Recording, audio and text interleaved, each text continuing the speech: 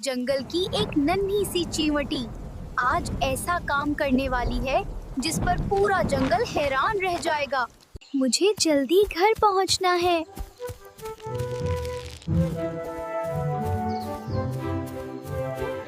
नहीं,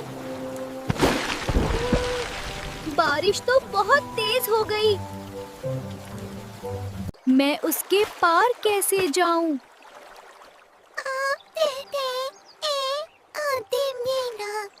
अगर मैं हिम्मत करूंगी तो रास्ता बन जाएगा।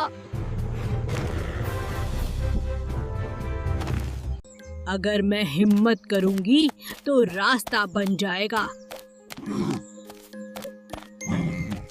मैं कर सकती हूँ।